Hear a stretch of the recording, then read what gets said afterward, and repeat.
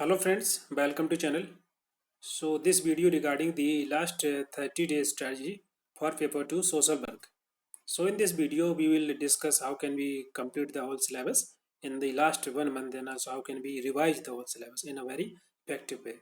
And so for this we have to understand the pattern of the exam and what are the pattern of question किस प्रकार के पूछे जाते हैं exam में, उसके माध्यम से हम अंडरस्टैंड कर पाएंगे कि पूरा रिवीजन कैसे करना है और लास्ट 30 डे में. So let understand this क्या पैटर्न है क्वेश्चन का, and how can we solve all the PYQ at least last 5 years question, because the PYQ is just a key to clear the NET and JRF. So PY को कैसे solve करना है और कैसे उसको analyse करना है कि जो पैटर्न है क्वेश्चन का वो किस प्रकार का होता है, what is the weightage of the every unit, her unit से कितने क्वेश्चन आते हैं, and what is the weightage of the different pattern, question pattern, जैसे कि मल्टीपल ऑप्शन क्वेश्चन जो है वो कितने क्वेश्चन होते हैं, असर्शन रीजन क्वेश्चन जो है उसका क्या वेटेज है, पेयर मैचिंग क्वेश्चन उसका क्या वेटेज है. तो इन सभी को डिस्कस करेंगे इसमें, और किस प्रकार के क्वेश्चन पूछे जाते हैं, what are the type of question, like some question which is based on the fact, and some based on the conceptual question like some school theories, model, principles, characteristics. इसके इस पे आधारित क्वेश्चन होते हैं. some question from the some important dates and the organization established date and the important schemes all, and also some question come from the applied question, you can say some that is related from the current issue, like some government act and law, some important government schemes and initiative which is started by the government organization or international national organizations, and also some issue related to women, children's, workers, environment, social issue. So kind of question we will discuss in this, and how can we solve these types of question. So let's understand this. Before begin, this is all about me. Now let's understand the strategy for last 30 days. So first, the most important thing for the clearing this exam with NET and JRF, the PYQ is very important. You can say the PYQ is the key to clear this exam. So आपको at least 5 year question, last 5 years या 6 year के question तो आपको solve करना है. सो 5 year means कि एक साल में 2 बार एग्जाम होता है. So the exam conducted twice in a year. So at least 10 year question आप डिस्कस करेंगे, सॉल्व करेंगे उनको, और जो भी क्वेश्चन आपके जो गलत होते हैं उनको भी आपको लिखना है, उसको भी आगे डिस्कस करेंगे. सो बेसिकली PYQ को आपको सभी को सॉल्व करना है at least 5 year question. Now let understand the question pattern of the how can we solve the PYQ. और PYQ को जब आप सॉल्व करते हैं तो आपको केवल क्वेश्चन को सॉल्व नहीं करना है, आपको अंडरस्टैंड करना है कि क्वेश्चन का पैटर्न किस प्रकार का है, तभी आप सही से रिवाइज कर पाएंगे पूरे सिलेबस को.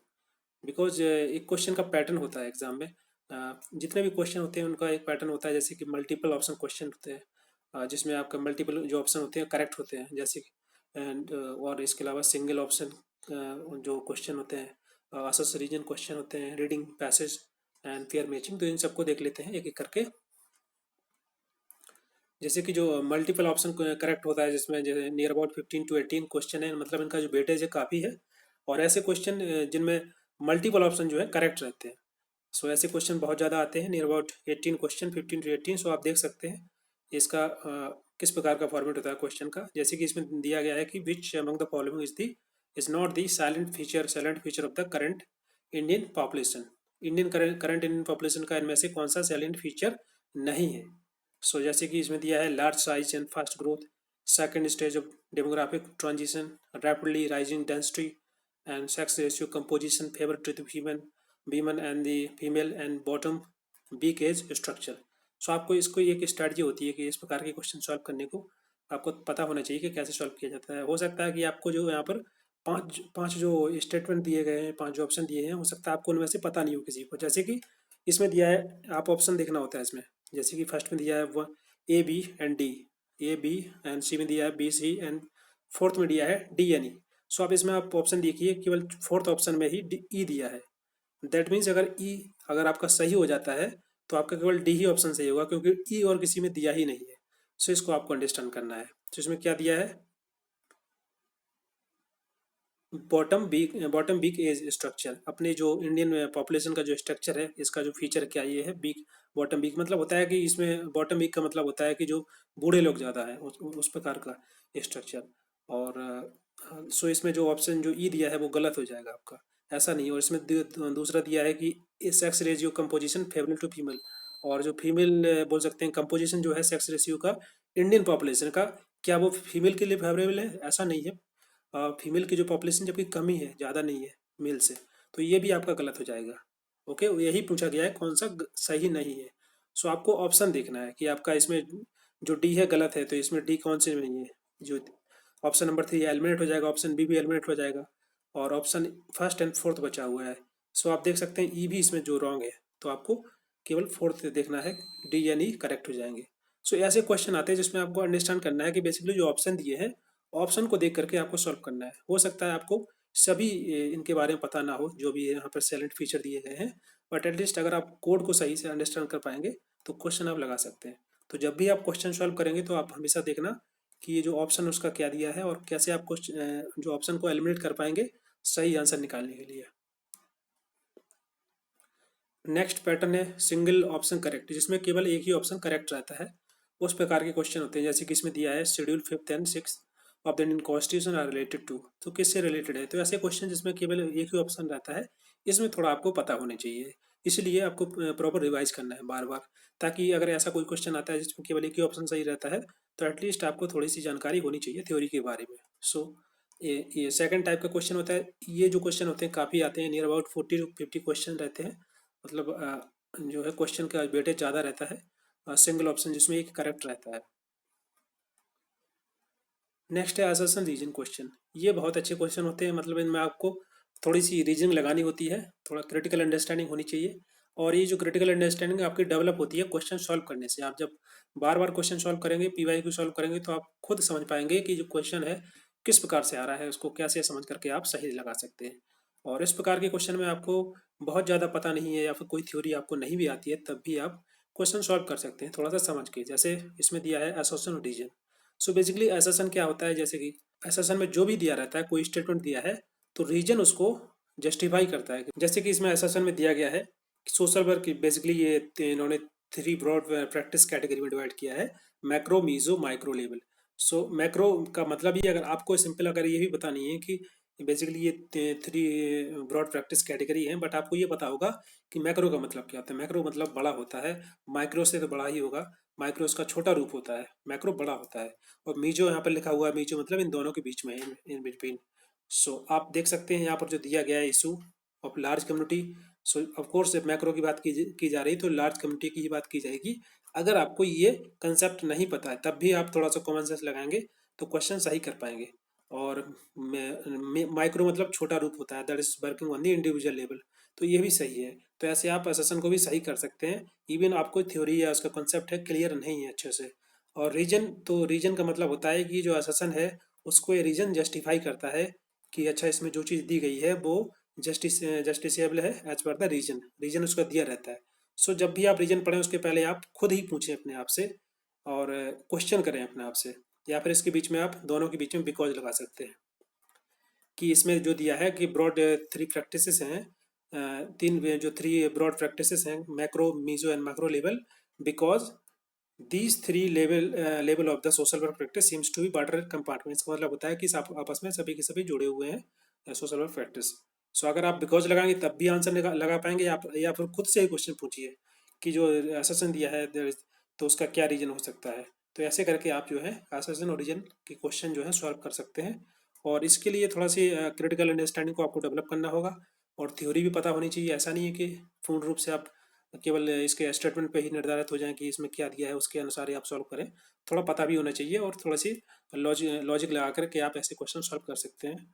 और ऐसे क्वेश्चन काफ़ी आते हैं, जैसे कि इसमें दिया गया है weightage near about 12 to 13 question जो रहते हैं एग्जाम में एसेशन रीजन के रहते हैं। तो ऐसे क्वेश्चन गलत बहुत कम होते हैं अगर आप थोड़ा सा समझ के करें। Next pattern that is the pairing, pair matching.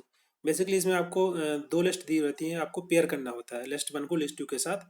सो ऐसे क्वेश्चन में आपको ऐसे क्वेश्चन जनरली आते हैं जैसे बुक्स पर, या फिर कोई थ्योरी दी गई है उसके थिंकर का नाम क्या है, तो आपको एक लिस्ट बनानी होगी। एक कंपाइलेशन बना लीजिएगा आपके कौन कौन से थिंकर हैं, उनके द्वारा कौन कौन सी थ्योरी दी गई, या कोई बुक का नाम है उसके थिंकर का नाम क्या है, या इंपॉर्टेंट डे जो है डे के साथ उनकी थीम क्या है, या किस डे को सेलिब्रेट किया जाता है। तो उनकी एक पूरी कंपाइलेशन आप बना लेना, क्वेश्चन सॉल्व करेंगे तो आप वहाँ दिख जाएगा, तो आपको बना बना के ऐसे उसको रिवाइज करना है। तो ऐसे जो पेयर मैचिंग क्वेश्चन होते हैं वो आपके सही हो जाएंगे। और ऐसे question near about 12 to 13 question आते हैं। इसका वेटेज भी अच्छा खासा होता है, और इसको सॉल्व करने का भी तरीका होता है कि जैसे इसमें आपको चार प्रोपोनेंट दिए गए हैं, यहाँ पर नाम दिए गए हैं थिंकर के। सो अगर चारों में से आपको दो का ही पता है, तब भी जो ऑप्शन जो ऐसे दिए रहते हैं कि आप इजीली उनको एलिमिनेट कर पाएंगे। सो एटलीस्ट आपको जितने भी ये थिंकर हैं आप उनको पढ़िए। और ज़रूरी नहीं है कि आपको सब याद रहें, कुछ याद रहेंगे तब भी क्वेश्चन आप सही लगा पाएंगे। और ऐसे क्वेश्चन को सॉल्व करने का एक तरीका होता है कि जैसे कि यहाँ पर थिंकर के नाम दिए गए हैं, तो आपको पता है, हो सकता है आपको चारों के बारे में पता हो, बट आपको चारों को नहीं पढ़ना है। आपको केवल एक दो को पढ़ना है और ऑप्शन देखना है। क्योंकि कभी कभी ऑप्शन ऐसे दिए रहते हैं कि केवल आप एक को ही देख करके आंसर लगा सकते हैं, तो आप क्यों टाइम बर्बाद करेंगे अपना। जो टाइम बचेगा आप और किसी क्वेश्चन पे लगा सकते हैं जो आपको क्वेश्चन नहीं आ रहा है। तो ऑप्शन जरूर देखें ऐसे क्वेश्चन में जहाँ पर मैच करना है। क्योंकि कभी कभी ऐसे ऑप्शन दिए रहते हैं कि आप केवल एक को ही पेयर करा लेंगे, तब भी आप आंसर सही कर लेंगे। Next types of question. Question जो है किस प्रकार के क्वेश्चन होते हैं उसको देख लेते हैं।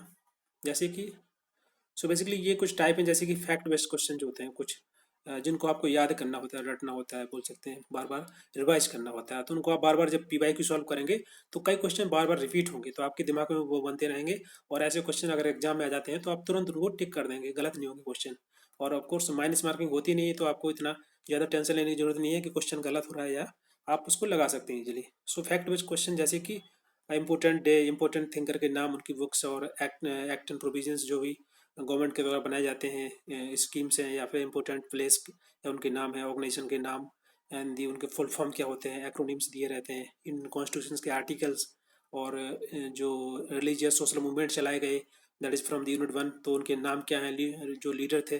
तो ये जो फैक्ट बेस्ड क्वेश्चन होते हैं इनको आपको अच्छे से रिवाइज करना होता है। रिवाइज होने के लिए एक तरीका है कि आप क्वेश्चन सॉल्व करिए बार बार। क्वेश्चन आपको बार बार रिपीट करना होगा, तो आप इजीली जो क्वेश्चन है आपको दिमाग में सेट हो जाएंगे, फिर क्वेश्चन गलत नहीं होंगे। और अगर आप ऐसे यूनिट 1 से लेकर यूनिट 10 तक डेली रिवाइज करेंगे तो आप पूरा रिवाइज भी नहीं कर पाएंगे, और आपको समझ में भी नहीं आएगा कि बेसिकली कौन सा क्वेश्चन आता है, कौन सा नहीं आता है, कौन सा पढ़ना है आपको, कौन सी चीज़ छोड़नी है। तो आप क्वेश्चन सॉल्व करिए और क्वेश्चन के अनुसार फिर आप उसको रिवाइज कीजिए। जैसे कि आपने आज 100 क्वेश्चन किए, 50 क्वेश्चन किए, तो आप देखिए कौन से गलत हैं उसमें से। गलत जो क्वेश्चन है उनको देखिए, ये जो क्वेश्चन है किस यूनिट से आया हुआ है और क्या कॉन्सेप्ट किस इसके पीछे, उसको आप लिख लीजिए। उसको भी आगे डिस्कस करेंगे। नेक्स्ट है कॉन्सेप्चुअल क्वेश्चन। कॉन्सेप्चुअल क्वेश्चन की जैसे कि थ्योरी थ्योरी रहती है, बहुत सारी थ्योरी, यूनिट यूनिट सेकंड में बहुत ज़्यादा थ्योरी दी गई है, उनको आप पढ़ लीजिएगा अच्छे से।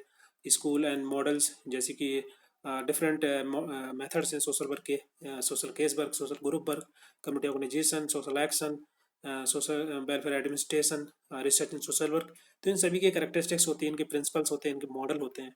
इन सभी के सभी मेथड को आपको पढ़ना है, इनके स्पेशली मॉडल क्या है, इनके प्रिंसिपल क्या है, थ्योरी क्या क्या है, कैसे इनको इम्प्लीमेंट करना होता है, कौन कौन से मॉडल होते हैं जिन पर आधारित जो मेथड है उनको यूज किया जाता है। सो इनको आपको पढ़ना है। नेक्स्ट है अप्लाइड क्वेश्चन। अप्लाइड क्वेश्चन जैसे कि अभी करंट में कोई इशू है, फॉर एग्जांपल एसडीजी गोल्स, या फिर ह्यूमन डेवलपमेंट इंडेक्स का कोई रैंकिंग, इंडिया का क्या रैंक है उसमें, ये करंट से रिलेटेड होता है। एसडीआई इंडेक्सिंग की रैंकिंग, एसडीजी गोल्स की रैंकिंग, क्या उनके गोल हैं, ऑब्जेक्टिव हैं, अगर कोई नई कन्वेंशन है, नई कॉन्फ्रेंस हुआ है that is related to the women children's worker environment को लेकर के, तो इन सभी को आपको पढ़ना होता है, इनको अंडरस्टैंड करना होता है। ये करंट को लेकर के होते हैं, इनको भी आपको देखना होता है। या फिर गवर्नमेंट की कोई स्कीम्स आई है, कोई पॉलिसी है जो कि गवर्नमेंट के द्वारा इलेक्ट की गई है, इनेक्ट की गई है, तो उसको आपको देखना होता है। ऐसे क्वेश्चन आ जाते हैं। नाउ उसको रिवीजन कैसे करना है इसको अंडरस्टैंड कर लेते हैं। ये तो आपको बता दिया है कि पैटर्न क्या है, क्वेश्चन कैसे, क्वेश्चन का फॉर्मेट क्या होता है, क्या वेटेज है क्वेश्चन का। आप जब क्वेश्चन सॉल्व करेंगे तो आपको समझ में आएगा कि बेसिकली ये जो पर्टिकुलर क्वेश्चन है किस किस यूनिट से आया हुआ है और इस यूनिट से कितने क्वेश्चन है। आप बार बार सॉल्व करेंगे तो आपको समझ में आएगा। अब देखते हैं इसको रिवाइज कैसे करना है। जो पीवाई को आप सॉल्व करेंगे, तो डेली आप अगर 100 पीवाई को सॉल्व करते हैं, 50 करते हैं, तो अगले दिन तो आप पूरे जो पीवाई क्यू उनको दोबारा रिवाइज नहीं कर पाएंगे, इतना समय नहीं होता है, क्योंकि पेपर 1 भी पढ़ना है। तो उनको कैसे आपको रिवाइज करना है, वो जो थ्योरी है उसको कैसे रिवाइज करना है, वो पूरी जो थ्योरी है 10 यूनिट की, उसको एक बार में रिवाइज नहीं कर पाएंगे। उसका एक तरीका होता है कि आप जैसे आप मॉर्निंग में पहले पीवाई को सॉल्व कीजिए, एक टाइमिंग फिक्स कर लीजिए। ये कोशिश कीजिए कि टाइमिंग आपकी ऐसी होगी जो एग्ज़ाम का टाइमिंग होती है, जैसे कि 1 बजे या 2 बजे या फिर मॉर्निंग में 10 बजे। तो एटलीस्ट इस टाइमिंग पे क्वेश्चन सॉल्व करिए, ताकि आपका माइंड भी उसी के अनुसार डेवलप हो जाएगा। तो आपको हैबिट रहेगी क्वेश्चन सॉल्व करने की उस टाइम पर। सो एक तो टाइमिंग आप सेट कर लीजिए कि आपको 10 बजे सॉल्व करना है या फिर 1 बजे 2 बजे जो एग्ज़ाम का टाइम है उसके अनुसार क्वेश्चन सॉल्व कीजिए। एटलीस्ट 10 से लेकर 15 दिन पहले एग्ज़ाम के आप ऐसे क्वेश्चन सॉल्व करना स्टार्ट कीजिए कि एग्ज़ाम के टाइम पे आप क्वेश्चन सॉल्व करिए। सो पहले आपको पीवाईक्यू सॉल्व करना है या क्वेश्चन जो भी आपके पास एमसीक्यू है। उसके बाद फिर पीवाईक्यू को आपको एनालाइज करना है। Analysis very important. आप केवल क्वेश्चन सॉल्व करेंगे तो आपका कोई बेनिफिट नहीं है। आप क्वेश्चन सॉल्व करते रहिए, सभी लोग करते हैं बट सबका जेआरएफ नहीं होता है। सो आपको एनालिसिस करना है कि बेसिकली आपके 100 या 50 क्वेश्चन में से कितने क्वेश्चन गलत हुए हैं और गलत क्यों हुए उसको आपको नोट करना है उसके नीचे कि क्या रीजन है, क्या ये जो थ्योरी इसमें दी गई, ये कॉन्सेप्ट दिया गया आपको आता नहीं है या आप उसको भूल रहे हैं या कोई नया कॉन्सेप्ट है जो कि और कुछ क्वेश्चन ऐसे होते हैं जो कि सिलेबस के बाहर रहते हैं। सो उनको भी आपको देखना है और उसके बाद फिर आपको उसका आंसर लिखना है अलग से एक बुक में। उसको आप लिख देंगे वहाँ पर रिवीजन पीवाईक्यू रिवीजन नोट्स, उसको आपको वहाँ लिख लेना है। और जैसे कि 50 क्वेश्चन में से फॉर एग्जांपल आपको 10 क्वेश्चन नहीं आए तो 10 क्वेश्चन आप लिख लेंगे, 10 लाइन में 10 क्वेश्चन के आंसर लिख जाएंगे। अब अगले दिन जब आप पीवाईक्यू सॉल्व करेंगे दूसरे और किसी ईयर का या कोई एमसीक्यू सॉल्व करेंगे तो साथ में इसको आपको रिवाइज कर लेना है। क्योंकि हो सकता है कि जो आप रिवीजन करेंगे इसमें से ही कुछ कोई क्वेश्चन आ जाए, तो आप रिवीजन करने के बाद क्वेश्चन सॉल्व करेंगे तो आप सही कर पाएंगे। तो ऐसे आपको पीवाईक्यू का रिवीजन करना है, डेली करना है आपको। जैसे कि डेली आपके 5 क्वेश्चन 10 क्वेश्चन गलत हुए तो आप उनको लिख लीजिए, उनके कॉन्सेप्ट लिख लीजिए, क्या उसका सही आंसर है वो लिख लीजिए, उसको केवल उसी को रिवाइज करना है, पूरे क्वेश्चन को रिवाइज नहीं करना है। और थ्योरी का मतलब थ्योरी जैसे कि आप पीवाईक्यू सॉल्व करेंगे या फिर एमसीक्यू सॉल्व करेंगे तो जो भी आप नोट्स बनाएंगे, जैसे कोई क्वेश्चन आया हुआ है कि फॉर एग्जांपल कोई प्रेमबल से क्वेश्चन है आपने गलत कर दिया या कोई आर्टिकल है डीपीएसपी से क्वेश्चन आपने गलत कर दिया, तो आप उसकी पूरी की पूरी जो है पूरी थ्योरी पढ़ लीजिए। आप जाइए, जैसे कि ये आपका यूनिट 8 से है तो यूनिट 8 में जाइए, चैप्टर 1 में दिया है ये प्रेमबल, तो चैप्टर 1 पूरा पढ़ लीजिए आप। पूरा पढ़ लीजिए, इससे क्या होगा कि जितने क्वेश्चन आपके गलत होंगे उतने चैप्टर आपके कंप्लीट हो जाएंगे क्योंकि आप उसको रिवाइज करेंगे। और पूरा आपको सिलेबस पूरा रिवाइज नहीं करना है, ऐसे तरीका होता है रिवाइज करने का कि आप क्वेश्चन सोल्व करिए, क्वेश्चन के अनुसार वो पूरा चैप्टर पढ़ लीजिए, क्योंकि चैप्टर पढ़ने में आपको एटलीस्ट 15 to 20 मिनट लगेगा, पढ़ सकते हैं आप इसी प्रकार से। तो क्वेश्चन सॉल्व करके आप थ्योरी पढ़िए, ना कि थ्योरी पढ़ के आप क्वेश्चन सॉल्व करेंगे तो इसमें समय बहुत ज़्यादा लगेगा आपका, क्योंकि थ्योरी पढ़ने में बहुत समय लगता है। थ्योरी आपको सिलेक्टिव पढ़ना है कि कौन सा क्वेश्चन गलत हुआ है, केवल उसी का टॉपिक पढ़ना है आपको। सो ये आपका तरीका होता है 50-50 रेशियो, मतलब आपको क्वेश्चन पीवाई को सॉल्व करना है, उसके बाद फिर थ्योरी पढ़नी है, पीवाई को सॉल्व करना फिर थ्योरी पढ़नी है, ऐसे आपका रिवीजन होता रहेगा, प्रैक्टिस भी होती रहेगी। Now make revision notes on P Y Q, जैसे कि मैंने अभी बताया कि नोट्स कैसे बनाने हैं पीवाई क्यू और थ्योरी के। So daily wise study plan, और साथ ही साथ आपको ये डेली वाइज करना है। ऐसा नहीं कि आप आज आपने एक साथ 200 क्वेश्चन सॉल्व कर दिए एंड इसके बाद 2-3 दिन तक आप सो रहे हैं। डेली आप 50 कीजिए, जितना आपके पास समय है, 20 कीजिए, 30, 60, 100 कीजिए, जितना कर सकते हैं आप कीजिए। और डेली नेक्स्ट डे उसका रिवीजन कीजिए और क्वेश्चन सॉल्व कीजिए, फिर रिवीजन कीजिए। And also fix the timing for the daily to solve the question. जैसे मैंने बताया कि जो एग्जाम की टाइमिंग होती है, मॉर्निंग टाइम या इवनिंग टाइम, 2 स्लॉट रहते हैं, तो आप देख लीजिए कि किस टाइम पे आप सॉल्व, कुछ दिन आप मॉर्निंग टाइम में सॉल्व कीजिए, कुछ दिन इवनिंग टाइम पे सॉल्व कीजिए। और जब एडमिट कार्ड आ जाएगा, टाइमिंग आ जाएगी उसमें कि आपका किस टाइमिंग में है, उसके बाद आप 2, 4, 5 दिन केवल उसी टाइम में सॉल्व कीजिए। जैसे कि 1 बजे या 2 बजे एग्जाम होता है तो केवल उसी टाइम में क्वेश्चन सॉल्व कीजिए, तो आप अपना माइंड मेकअप कर पाएंगे उस टाइम सॉल्व करने के लिए। सो ये था आपकी स्ट्रैटेजी। अगर आप इसके अलावा अगर आप क्रैश कोर्स ज्वाइन करना चाहते हैं तो कर सकते हैं। इसमें आपको जो मैंने अभी बताया रिवीजन के लिए और जो पी वाई क्यू सभी, ये सभी कंटेंट आपको यहाँ मिल जाएगा और कंपाइलेशन भी दी जाएंगी, जैसे कि आपको अलग से कुछ नोट्स बनाने की ज़रूरत नहीं पड़ेगी। आप पी वाई क्यू सॉल्व कीजिए और उसका वहीं पर उसी का एक्सप्लेनेशन दिया रहता है जो क्वेश्चन में ज़रूरत पड़ती है। और साथ ही साथ इसमें आपको वीडियो भी रहेगा पी वाई क्यू का, तो आप अगर कोई आपको डाउट है तो उसको देख सकते हैं। या फिर जो थ्योरी के नोट्स हैं उनको बहुत ही कंप्रेसिवली डिज़ाइन किया गया है, बनाया गया है, ताकि आप उसको अच्छे से रिवाइज कर पाएंगे और अच्छे से उसको एक्सप्लेन भी किया गया है। सो अगर आप चाहते हैं ज्वाइन करना तो कर सकते हैं। That this new crash course that is starting from the first of April, 1 अप्रैल से स्टार्ट होने वाला है नया बैच। और एक जो फर्स्ट बैच है वो ऑलरेडी चल रहा है, तो सो नियर अबाउट उसमें 6 यूनिट कंप्लीट हो गई हैं। सो ये जो नया बैच है इसको आप ज्वाइन कर सकते हैं, इसमें भी 1 मंथ में पूरा सिलेबस कंप्लीट करवा देंगे with the video and the notes. इसमें आपको नोट्स और वीडियो दोनों दिए जाएंगे। सो यहाँ से आप देख सकते हैं पूरा सिलेबस जो यूनिट वाइज इसको कैसे कंप्लीट होगा। यूनिट 1 से यूनिट 10 तक 1 अप्रैल से स्टार्ट होगा। सो डेली डेली क्लास इसके जो वीडियो आपको अपलोड करूँगा ग्रुप में, और एक पेड ग्रुप होगा जिसमें आप ज्वाइन करेंगे तो उसमें जो वीडियो लिंक है मैं शेयर कर देता हूँ, साथ ही उसका जो नोट्स है पीडीएफ फाइल है उसको भी शेयर कर देता हूँ। उसे ऐसे आप 2 दिन में, जैसे कि यूनिट को 2 दिन में करना है, 2 दिन में, 3 दिन में, अकॉर्डिंग टू उसकी लेंथ कितनी हो सकता है। जैसे यूनिट 5 है उसमें 2 दिन से ज़्यादा लगते हैं। सो उसके अनुसार में ये जो टाइमिंग है कि 1 अप्रैल, 2, 3 एंड 4, 2 दिन में सभी यूनिट को कंप्लीट कर दिया जाएगा। और नोट्स भी दिया जाएगा, तो नोट्स आप पढ़ सकते हैं और वीडियो से आप रिवाइज कर सकते हैं। जो भी आपको कॉन्सेप्ट समझ में नहीं आ रहा तो वीडियो देख सकते हैं। इसके बाद फिर आपकी जो मॉक टेस्ट कराए जाएंगे, नियर अबाउट 3 मॉक टेस्ट होंगे। 3 से लेकर 5 हो सकते हैं, बट एटलीस्ट 3 तो करा ही जाएंगे। जिसमें फुल लेंथ टेस्ट होगा, आपके 100 क्वेश्चन रहेंगे, इसमें करंट अफेयर भी रहेगा। और जो नए अपडेटेड जैसे क्वेश्चन जो होते हैं, और काफ़ी डिफिकल्ट क्वेश्चन भी उनमें पुट किए जाएंगे ताकि आपकी रिवीजन भी अच्छे से हो पाए।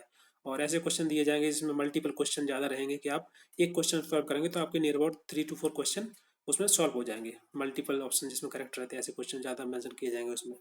सो ये है। और इंपॉर्टेंट लिस्टिंग भी दी जाएगी, जैसे क्वेश्चन मैंने बताया कि 15 to 18 क्वेश्चन जो रहते हैं, इंपॉर्टेंट डे थीम से, इंपॉर्टेंट एक्टिंग प्रोविजंस, इंपॉर्टेंट जो बुक है उनके ऑथर कौन कौन से हैं, और थ्योरी जो है, इन सभी क्वेश्चन भी आते हैं, इनको आपको याद करना होता है। सो अगर आप एग्जाम में अभी 1 महीने में लिखने बैठेंगे तो बहुत समय लग जाएगा और फिर रिवाइज करने में समय लगता है।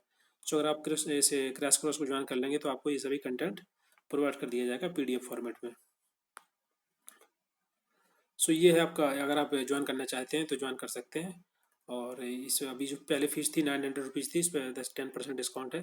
और आप इसको ज्वाइन कर सकते हैं। जैसे कि पेमेंट करने के लिए आप ये गूगल पे इस मेरे नंबर पर कर सकते हैं। और पहले जो क्रैश कोर्स चल रहा था जो 15 मार्च का 2021 वाला जो बैच है, और उसी में आपको थोड़ा दिखा देता हूँ। इस प्रकार से कंटेंट दिया जाता है कि जैसे कि ये जो आपका ग्रुप है इसमें जो भी पीडीएफ फाइल है उसको दी जाएगी, साथ में उसका वीडियो भी दिया जाएगा प्रॉपर।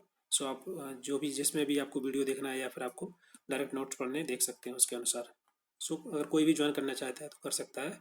और ये जो नंबर है और क्वेरी के लिए तो आपको मैंने पूरा वीडियो बना ही दिया है, तो आप क्वेरी के लिए ना ही मैसेज करना, क्योंकि इससे ज़्यादा मैं क्या समझा सकता हूँ कैसे आपको पे करना है, कैसे क्या क्या उसमें कवर रहेगा। बट अगर आप डायरेक्ट ज्वाइन करना चाहते हैं तो इस नंबर पर मुझे मैसेज कर सकते हैं, व्हाट्सअप कर सकते हैं, या मुझे मेल कर सकते हैं। ईमेल आईडी मैंने पहले बता दी थी आपको। सो और इसी नंबर पे आपको पेटीएम गूगल पे करना है।